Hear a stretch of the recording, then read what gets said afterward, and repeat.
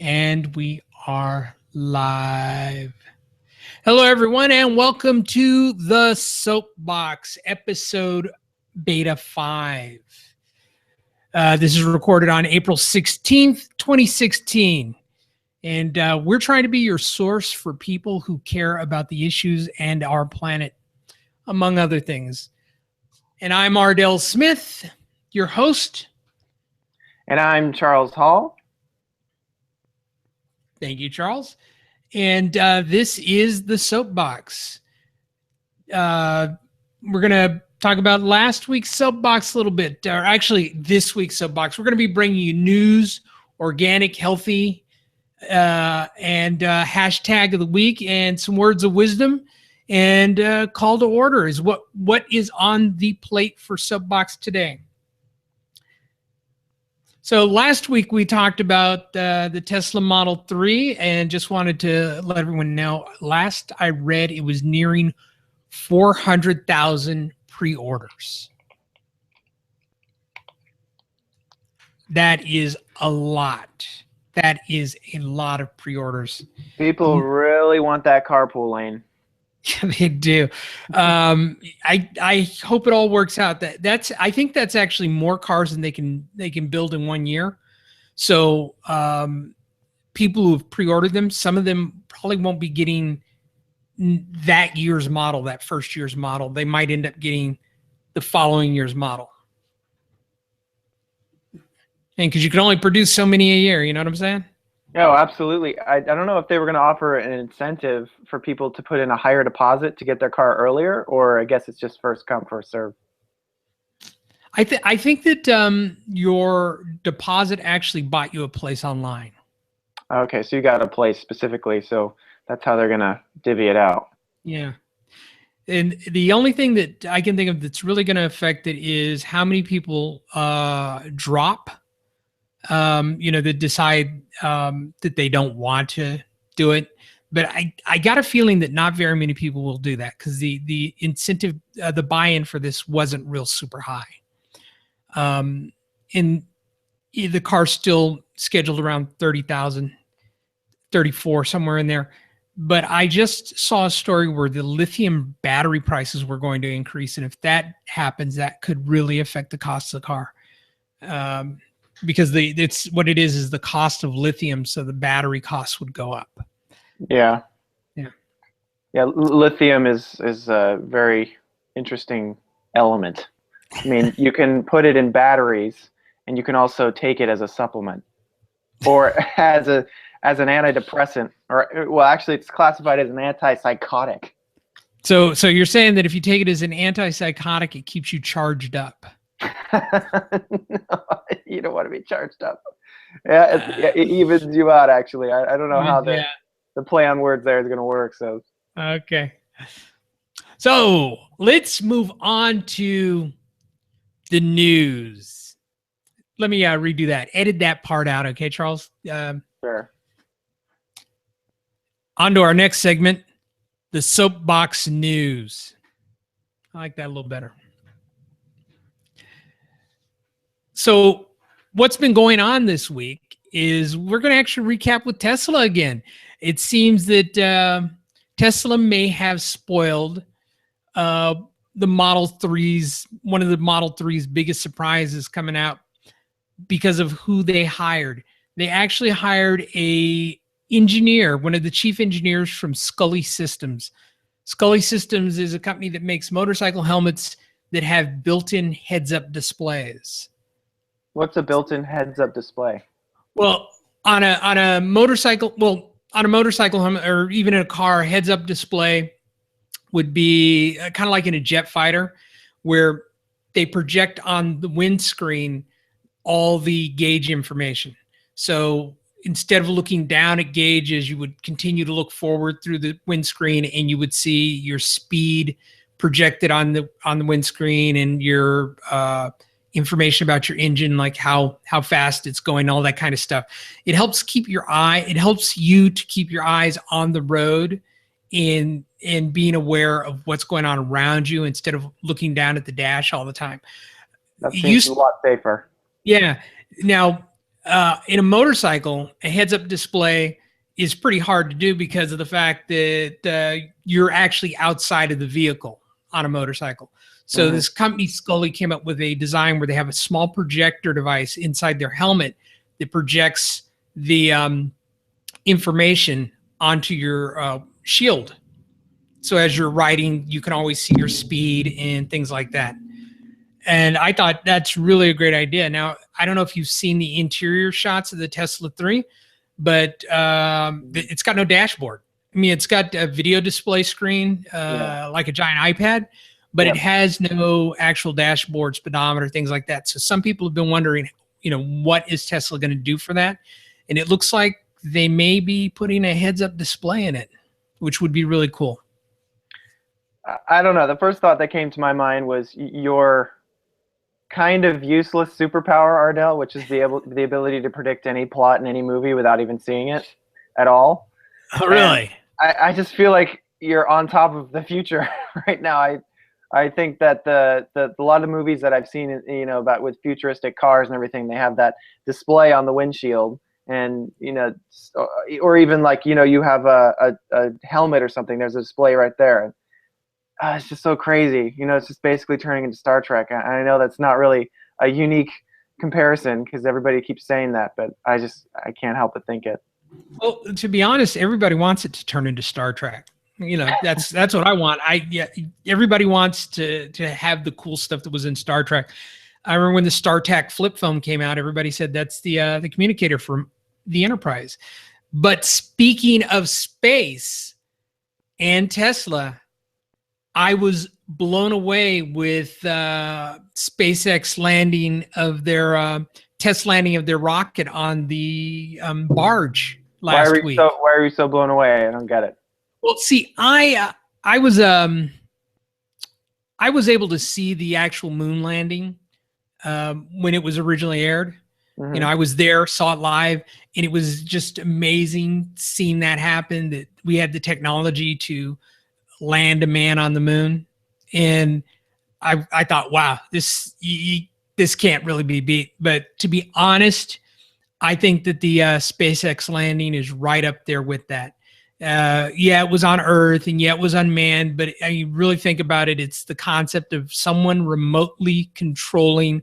I think it's like a 15-story rocket or 12-story rocket, somewhere like that. Wow. Onto a ship in the middle of the ocean that is just the size of like 4 barges put together, and landing it almost did exactly on the bullseye that was painted on the barges.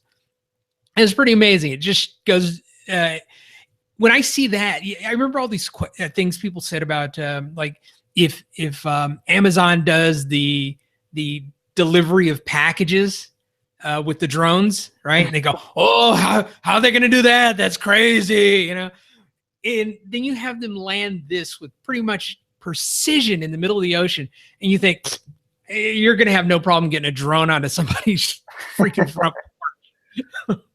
Yeah, that's just all these regulations though that are coming up about how high the drones can go, and people are freaking out because maybe the drones could spy on people and get incriminating evidence.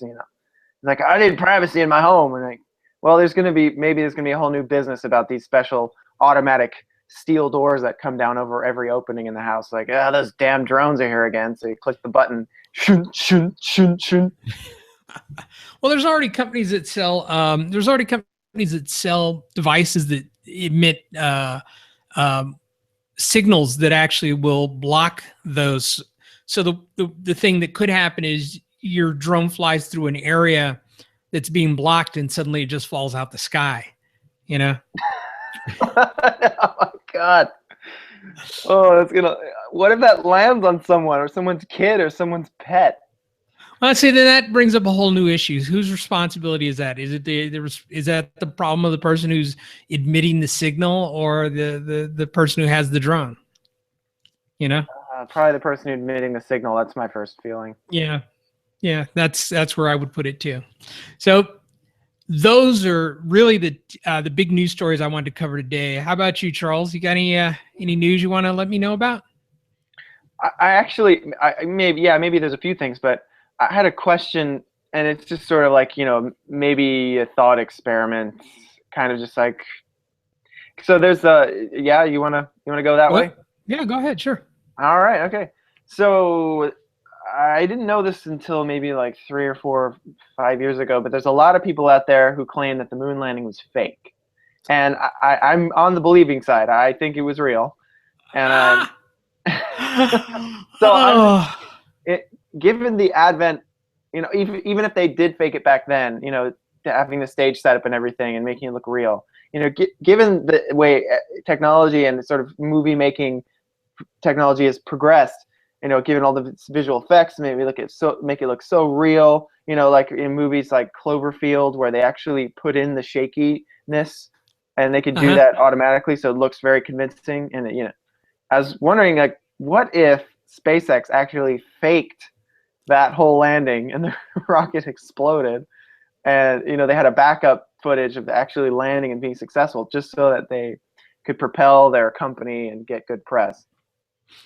So, which the reason I started laughing was because last night I was going through YouTube and I actually came across a video that was about the moon landing, about this basic concept of faking the moon landing.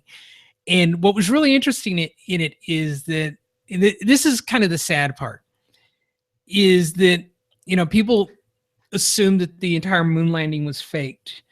And watching this documentary, and they actually interviewed in this, it's actually kind of an old documentary, and I'll have to see if I can dig up the name on it.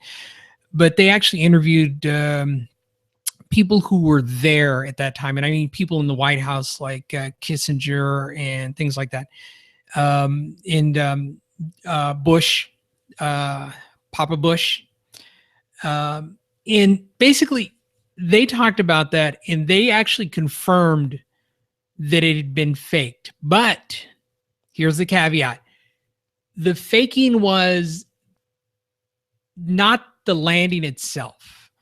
It was that they were sure they were going to get to the moon. They knew they could do all that, but there were some concerns about the broadcast of the astronauts getting off, because they wanted that portion to be perfect, Yeah. because this is a moment. So what was supposedly faked, or what they kind of confirmed is faked, is just that video of them getting off the craft. Mm-hmm. Okay. And supposedly that was to be used in the case that there was a problem, because they didn't want to go to technical problem or have really bad footage. They wanted it to be absolutely perfect. So that's what they were worried about.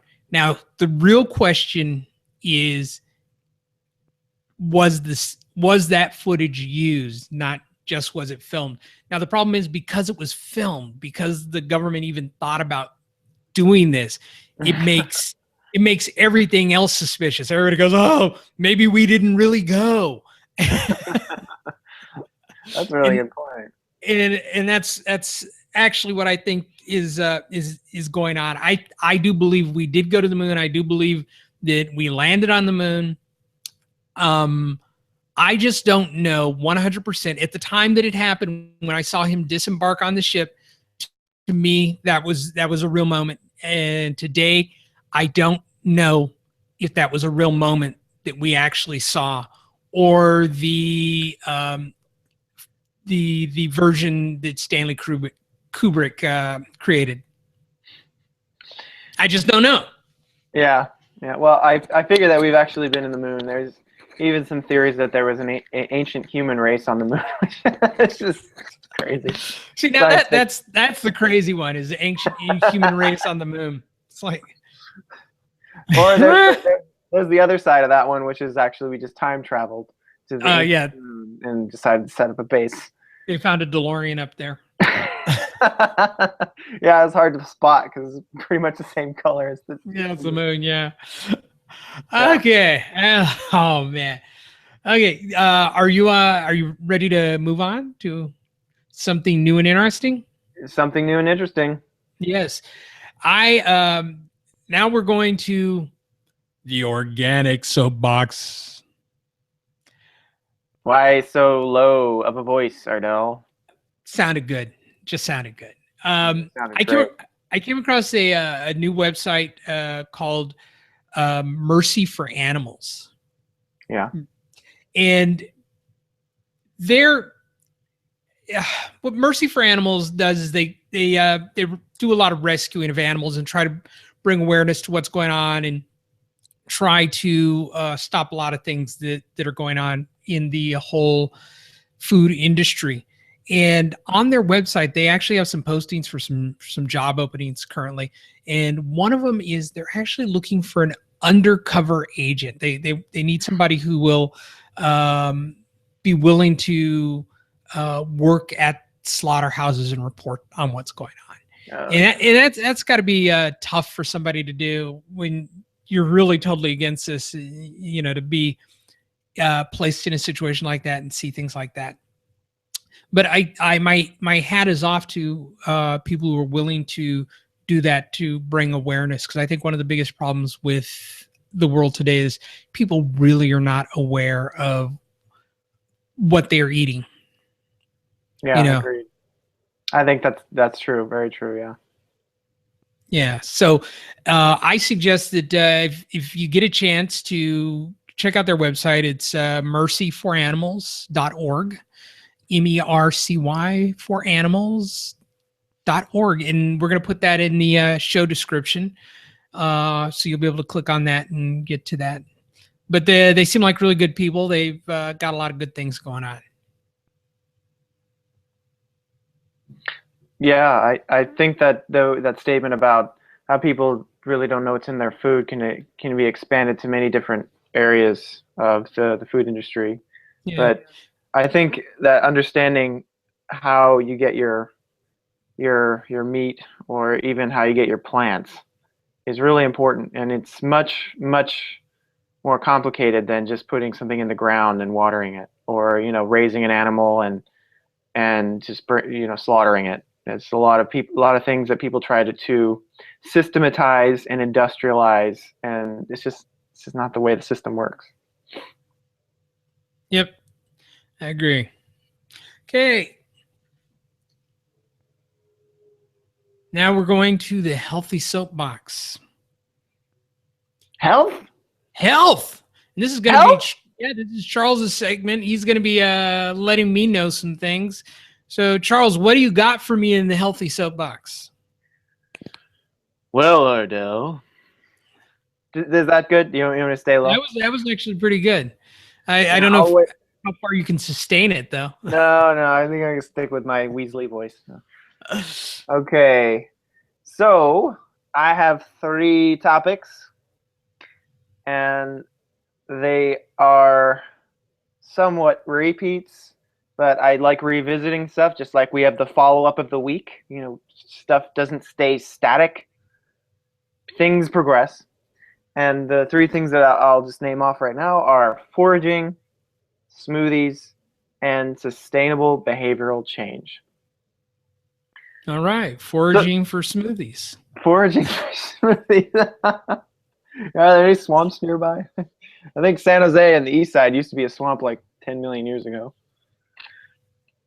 But foraging, in which Ardell was exasperated by one time, and I always think about it when I say foraging, the word foraging. I go right to Ardell's response one time when I mentioned it on this show. I think it was on this show, and he's like, "There's food in the forest, and it's just lying around." Oh yeah, that's foraging. I've gone hiking with you, and just how Yule Gibbons you are.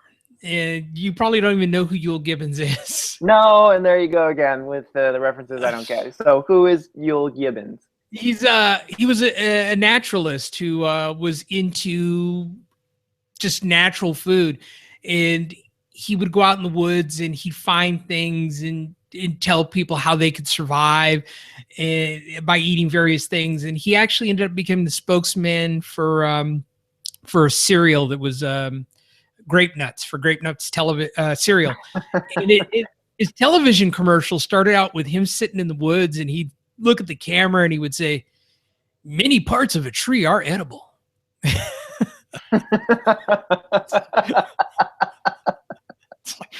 Grape nuts.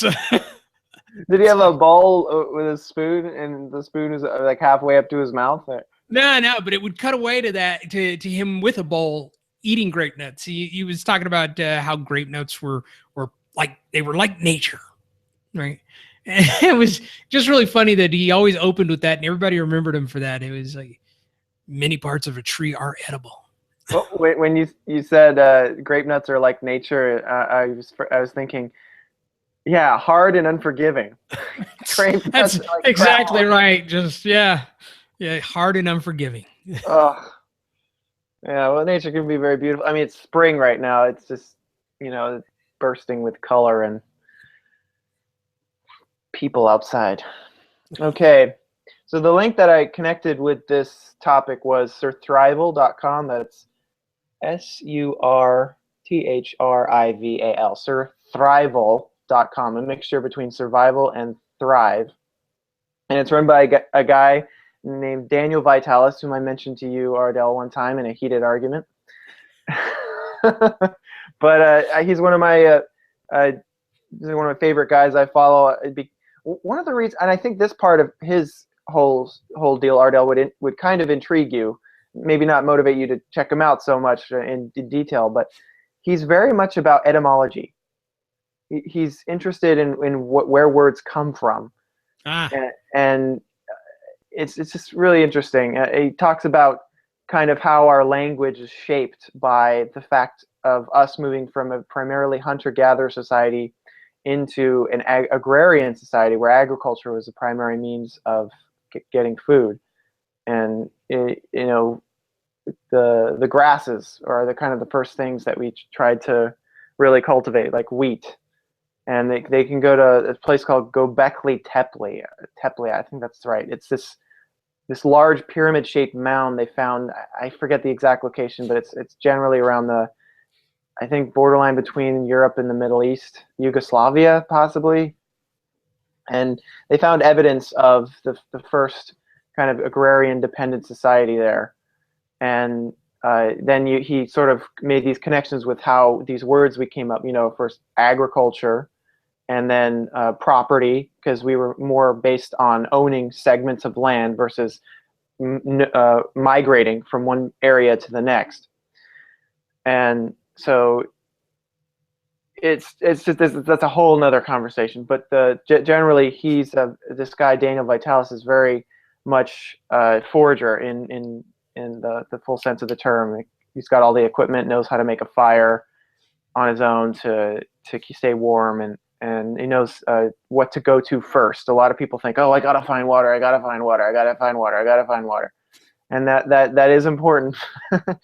But finding actually a shelter is one of the key things, because you can go without water for a couple days, but if you don't find shelter, you could freeze during the night. And anyway, so foraging, one of my favorite things right now to forage, it's probably towards the tail end of it though, is oatgrass. And there's several parts of the oatgrass you can kind of work with. The stalk has superfood kind of nutrition in it, and you can take that, you can blend it and put it in alcohol and extract the beneficial components of the stalk. And then there's the milky substance that comes out of the seed when you squeeze it, and that can kind of go together in your alcoholic tincture, your tincture, and you can extract the components of that. I actually have some that I've completed, and I guess, yeah, I'm probably going on a little bit too long with this, but I have some that I've made and I've tried it, and yep, I feel good, feel great, feel energized, feel motivated, and I had some funky dreams. Now, is that the downside, or is that the plus side, having the funky dreams? Well, I think it's neither for me. I mean, it just basically shows me that it's working. And my guess is that because it's the oat grass is so high in vitamin B vitamins, which are connected to your nervous system, and that's why I kind of got the in more enhanced dreams. And there is a supplement out there called Alpha Brain, and one of their ingredients is oat straw, and they do add vitamin B6 to it, but they put oat straw in there for cognitive purposes, energy purposes, focus purposes. So I know that it's well known by supplement companies, the benefits of oat straw, and I've heard of it from another guy named David Wolf, who has mentioned it to me. You know, he's the one who convinced me that the reason why we call California the Golden State is because the rolling golden hills of oat grass. When everybody I ask, they're like, "What do you mean oat grass? It's called the Golden State because of all the poppies." I was like, poppies are orange, but they look gold from far away. Well, gold looks kind of orange. Orange is not a defined color, my friend. It's different shades, you know, like the many shades of gray without the violence. Okay, well, that's my little. Should I guess I could move on to smoothies. Well, I was going to ask you, do you use that oat grass in smoothies? Yeah, you could. So generally speaking, any wild food that you get, it's going to be a lot more interesting, quote unquote, in terms of the flavor. It's a lot heartier, and we've basically a lot of the salad plant foods that we have in the grocery store, they've all been bred so that they're very palatable. And there's two sides. Wait a minute. You've never had kale, have you? What are you talking about, Ardell? You know I've had kale. What do you? It's like the foods in the grocery store are much more palatable. It's like, what the hell happened to kale then? Kale was worse. I mean, kale, especially the Luciano kale, Luciano, or dinosaur kale, is not that bad when you steam it or boil it. I mean, people just eat kale like raw, and yeah, of course, because the reason why kale is so nutritious in the first place is because it has all these antioxidants and pigments and vitamins and minerals, and that bitter taste is actually the leftover defense system of the kale. And the kale is closer to the wild foods in that sense, because the wild foods have a stronger defense system, especially when they have rich soil, to prevent the bugs from eating them, and so they can spread their seed and everything. And the kale, that's the reason why at least healthy kale can repel bugs so easily, because it's very caustic for the bugs to even kind of mess around with it. But when the kale's weakened because of poor soil or because it's dying, the bugs will go right in and eat it up. Okay. Got it. No Yeah, kale smoothies. No, kale smoothies are all right. You can do kale smoothies. You can just steam it or boil it, or if you're hardcore, you can just do it raw, and your poop will be amazing.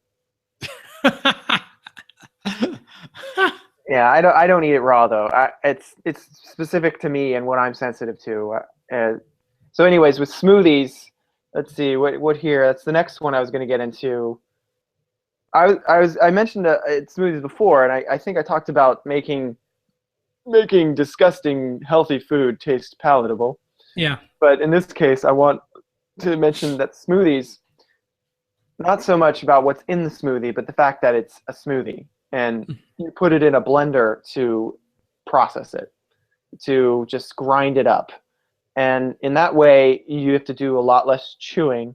And I've heard somebody say that there's a NutriBullet, but we can about the NutriBullet, which is basically a blender which is halfway upside down. Usually, you put stuff through the top, and with the NutriBullet, you put stuff through the top, but then you put a cap on it, which has the blade on it, and then you turn it upside down and you put it on something. It's basically to help with the convenience and then the processing. Go on and on. But I've heard that the processing through the blender or just blending it up with something, some kind of blender, it chews it like 20,000 times for you. So it's So basically like a mama bird. it's like a mama bird. You're Yeah, it just creating chews up your food. regurgitated Yeah. vegetable matter that you get to shove down your throat, and you can add tasty stuff to it to make it better. But um, yeah, so that's the thing. It's easier. It's easier on the digestion. There is benefits to actually chewing stuff because you release certain enzymes in your saliva, but you can chew your smoothie. It's kind of redundant and kind of weird because your mouth is telling you it's already chewed up and you should just swallow it. But if you want to really add that extra step of absorbing the nutrition, is you'll just chew it. So you can add the amylase, which is the digest starches like potatoes and sweet potatoes and stuff that's starches in the plant matter, and you get it. You have more of the stuff that's in the plant matter in your mouth. Also, the other thing is it alkalizes the food, the food bolus, and when it goes down into your stomach, it doesn't destroy more of the good stuff.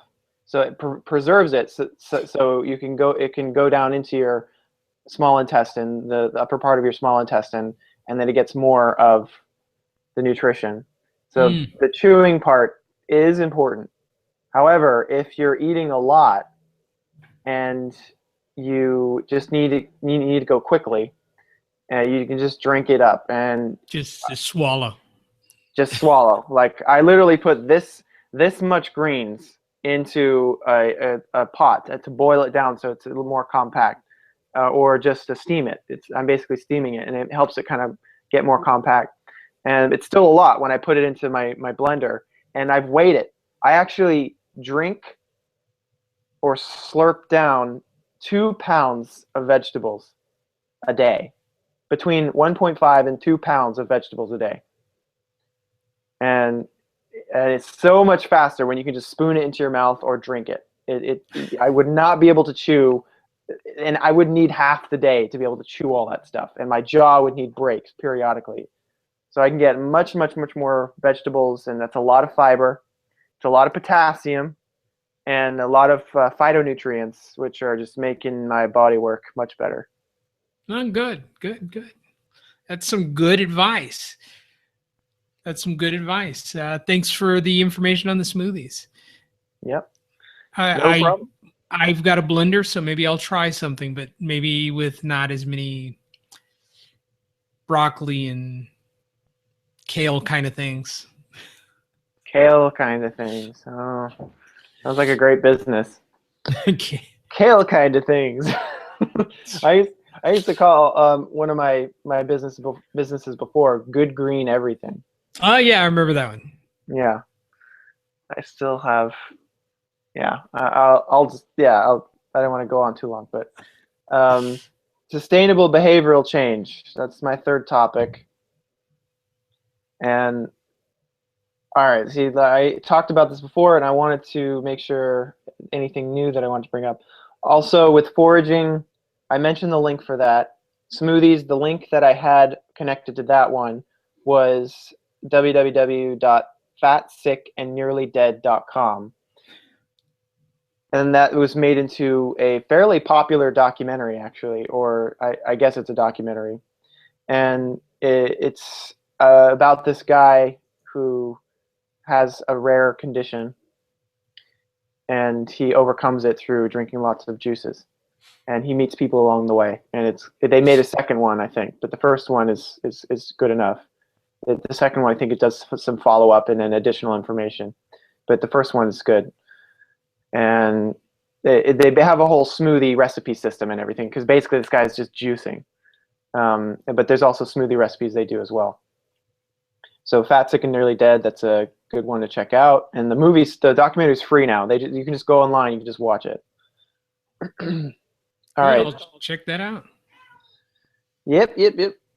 So the next one is behavioral change, and the link is prochange.com. and this is related to a book which I don't think I have on me, but the book is called Changing for Good. And the notes that I have on this are, yeah. So obviously, you guys can tell that I like to talk about health, healthy lifestyle, well-being, and mainly around diet and going out to the forest and doing some stuff, shooting a grape nuts commercial. And yeah, but you see that and instantly, especially in America, you think, oh, I want to do that right away. I want to just get it done. I want to take a pill. I want to shoot a gun. And I don't know why I said that. I'm thinking of silver. American thing to do. Yeah. I was thinking of they want that silver bullet, and I was like, yeah, they just want a gun to shoot that silver bullet. Yeah. Anyway, so yeah. They want to get there fast. Good point. Yeah, and I like the connection. I didn't think of that. It is the American way to shoot a gun. So good connection there. And these aren't guns, even though they're kind of flipping around like us. Yeah. But I talked about these last week. Anyways, so sustainable behavioral change. Find a buddy. Find a way to have fun with what you want to do. And come up with some kind of plan. These are very essential things to really making the changes that you want to make last. And I have someone that I stay accountable to, and I have several people I stay accountable to actually. And I backtrack even with that. And you can just imagine if you don't have someone else, it's just almost impossible to really create sustainable change. And I think that you do change as well, like your approach to your goals, they change as well. So you've got a whole different number of factors that go against you as far as reaching a specific goal. And I guess my point would be sleep. So that'd be the concrete example to really bring this point home is my sleep. And I used to try and get to bed at 9:15 p.m. every night. And my average sleep time is still between 10:30 and 11:30, and more towards 11:30. And ideally I feel much better if I go to bed at before 10 p.m. But it's just been hard because stuff comes up, or you want to get stuff done at the last minute. Computers, phone, and just life, people you live with, kids. This is just keeping you up later and later, and I had someone that I kept accountable to, and I've got into a good habit now of not going to bed after midnight, but it's challenging, just yeah. What do you think's more important? Going to sleep early or having uninterrupted sleep? I mean, it'd be best if you could have both, but in a perfect world, that would be great. But if you had the situation where you knew if you went to bed early, you were going to end up waking up multiple times to have to do things that physically got you out of bed, versus going to bed later and not having to wake up at all until the morning. Does that make sense?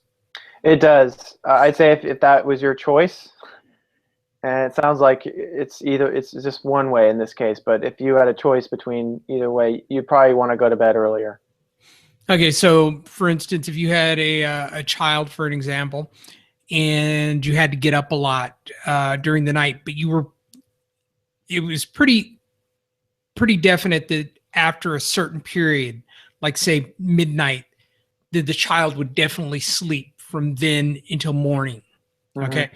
Whereas, that the child's going to keep waking up like every hour until midnight. And each time you were going to have to get out of bed to go take care of it, because it wasn't just them crying. It actually was something you needed to do. Okay. So, you go to bed at 8 and then you're up at 9. And then you go back to bed at 9:15 and then you're up at 10. And then you go back to bed at 10:15 and then you're up at 11. Okay. Or you could just go to bed at midnight. I mean, which of those two is better? Uh, yeah, you'd probably have to go to bed at midnight and get a nap during the middle of the day. So uninterrupted is the better of the two, you think, or you generally, feel? generally speaking, you'd have to go to bed later and then take a nap at the middle of the day. But that's the trade-off. If you really want to get the best situation, you'd have to take a nap in the middle of the day, and that's lost time. But you'd Okay. definitely be more functional, more alert, more focused. Wouldn't have to rely on stimulants too much. Okay. That's good to know. I appreciate that Yep, yep, yep. endorsement. No, nope, no problem, Arno. And I don't know why when I went into a low voice, I went into a southern accent, but I can get away with that because I was born in Tennessee. That's right. You sure were born in Tennessee. Tennessee. There's no R's in that word. Tennessee. Oh my God. Okay. So is there anything else we need to know about sustainable? It's about sustainable lifestyle, That's the basic sustainable one. behavior, actually. Come up with find a buddy, create a clear goal or goals, and create a plan. Those are some of Sweet. the essential cornerstones, and there's a lot Sweet. more to it. But if I were to summarize it, those would be some of the basic things to start with. I definitely have to agree with finding a buddy because that does help keep you on track. Yep, And definitely. in turn, you'll be able to help keep them on track also. Now we are at the Twitter hashtag of the week. Today's hashtag is seal hunt. Hashtag seal hunt. And that's going to be in the notes. A lot of people don't know this, but it is the start of the Canadian seal hunting season. And it's really sad and tragic, Charles, because the Canadian government spends $2.5 million a year on the seal hunt, which only produces around $500,000 American. Is, Or is no, Canadian, $500,000 Canadian dollars. so what is that's the profit from the pelts and Well, stuff? that's the profits that they make from the fishermen and the basically everything related to the seal hunt. That was going to be my question. Yeah. But yeah, that's all it generates. But I'm not sure why they keep it. I think that everybody should write a letter to Trudeau, who is their prime minister, and ask him to stop. But there's some documentaries on YouTube regarding the seal hunt, and you can look those up real easy. There's a matter of fact, I've got a link in the description for the seal hunt to get more information, or actually to find out more about it, why the government spends so much money. The reason it costs so much is that in order for the fishermen to get to the seals, they need to use an icebreaker. So the government has an icebreaker that goes out there, breaks the ice for the hunters so they can get to the seals. And then the seal hunters were getting a lot of protesters. And matter of fact, there was one year where the protesters actually went before the seal hunters and used a temporary dye on the baby seals, because that's really what they're after, the young seals. Mm-hmm. And they sprayed them with this dye, and it made the furs useless. So the seal hunters, it was no use in killing them. So the government actually passed a law that said no one can approach a seal within, I think it's like 50 feet, unless they are there to kill it. So if you approached a seal and you weren't there to kill it, then you could be arrested by the Mounties. And the icebreaker that goes up there is full of Mounties. And now here's another crazy thing. If you are a protester and you're protesting one of the seal hunters and he takes a swing at you and you do anything to like stop him or you try to hit him back, you get arrested. Oh my god. Not the seal hunter, but you get arrested. The protester gets arrested, not the seal hunter. And it's really the seal hunts are really, really bad. They're very, very bad. But that's the hashtag of the week. seal hunt. Go on Twitter, look up hashtag seal hunt, and you'll see all the posts on it. And guys fishermen take their sons like a rite of passage and smear the seal blood on their face and go, "You're a man now, son. You're a man." It's like, oh yeah. You were able to bludgeon a baby to death with a stick with a nail in it. Yes, you are a man. What is wrong with Canadians? You know, when I think about how cruel and horrible that is, and how much they've lied about the seal hunting thing, it makes me realize, oh, that's where Ted Cruz gets it. Okay.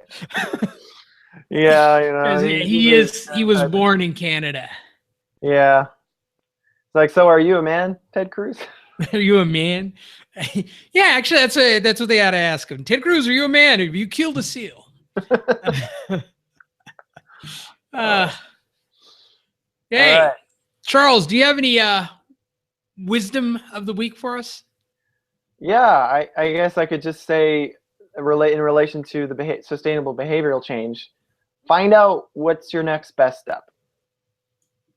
You know, as far as your health is concerned, what is that one little thing you can do that will take you one step closer to that island of paradise, you know, that you want to be at, or the island of Dr. Moreau. Dr. Moreau. Thank you, Ardell. You saved me. But it can be, you know, like that quote that everyone's heard, you know, it's a journey of 1,000 miles starts with one step. And and for Ardell, when I asked him, you know, he just said, I don't know what my next best step is. Yeah, it's like, what's your next best step? To me, life is like one of those video games where you have a character and you're trying to get across a room, and if you step in the wrong place, you just die. So it's like you're just constantly challenged at where your next step is going to be. You know, mm-hmm. That's sort of how I look at it. Some people look at that and they'll say, "Man, that's really sad that your life's like that." Yeah, maybe it is, but that's sort of how life is. You know, life is a whole bunch of things out to kill you, and you trying to do the best not to let it happen. Not to let it happen. Not to let it happen. You all know? Right. Got to save yourself and your friends in a zombie apocalypse. That's all I got to say. So Ardell's next best step is to prevent Ted Cruz from becoming a man. Well, actually, I'd like to convince Ted Cruz that Donald Trump is a baby seal. I don't know. That there's a lot of other things you can compare Donald Trump and his look to, but not a baby seal. Well, you know, in the world of Batman, I've come to realize that Donald Trump's the Penguin and Ted Cruz is the Joker. That's basically what I've realized. Okay. Okay, so we've got a new segment. It's called the Petition of the Week, and I'm going to put a petition link in the down belows, as I've heard it called. And it's for seal hunt. I'd like everybody to get out there and sign the petition that is basically asking the government to stop funding the seal hunt. Because without the government funding, the seal hunt would probably go away. And recently they just tried to say that the seals were the cause of the drop in salmon population, and they have been able to prove that that's not true. There isn't a correlation, because the fishermen were trying to use that as an excuse.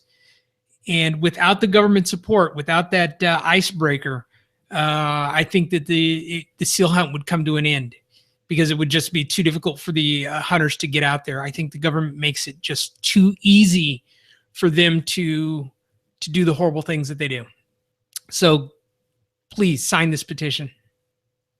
Okay? Yeah. And we'll put the link down below. Oh, look at the time, Charles. Been another exciting episode of the Soapbox. Yep. What are you up to, Charles? What are you up to, Charles? Where can people find you away from this fabulous show? Well, they can find me on Facebook. I have my own Facebook page devoted to all things that are interesting to me as far as health is concerned, and it's called Healthy Charles, spelled all the ways that you would expect. And I'm also on Twitter at Charles E as an ear, J Hall. That's Charles E.J. Hall at Twitter. And I'm also part of a nonprofit that is aimed at helping those above 50, Ardell. Wait a minute. Happy birthday. Thank you, And Charles. yeah, and to are dementia free, to stay that way, and to have the best brain performance and brain health that they can, and to have fun while maintaining it and achieving it. So that's at wholebrainhealth.org, and you can check that out. I am listed in the team there, and you can check out a little bit of my background if you want, and the background of the other people on there. So that's enough about me. Ardell. Help. You can find me right here on the Soapbox and also on the Soapbox website, where I've got blog postings that are going up all the time. And right now you'll see one. There's another one that's in draft, and we'll get that one out as soon as possible. And you can follow me on Twitter. I love to be followed on Twitter at my Twitter name is Ardell Smith, so it's at Ardell Smith. And I am the only Ardell Smith, so you can find me on there. Actually, what's really weird is I found that there is another Ardell. I used to just go by the name Ardell, and there is another Ardell out there. So I started using my last name, which is Smith. And the other Ardell actually is this young guy who paints pictures of unicorns. I kid you not. So, because the reason I found out was somebody came and said, "Hey, I didn't know you did pictures of unicorns." Like, what? Oh, hey, Ardell, aren't you the guy? Yeah, Rainbows coming out of their butt. Yeah, they're if you remember the My Little Pony television show cartoon. Yeah, it's like that. The unicorns look like that. They're right. My Little Pony unicorns. It's like, no, that is not me. That is not me. All right. Okay. So, keep bumping this. Okay. So, thank you for watching the show. You can contact us to send us feedback or email us. Our email address is feedback@soapbox.show. That's feedback@soapbox.show. You can also leave us a voice message at 650-273-SOAP. That's 650-273-7627. And visit our website at soapbox.show. And don't forget, every single day you make a choice for our planet, your health, and for compassion. Make the connection. Awesome. Bye, everybody. Thanks for watching. Thanks for listening. Bye.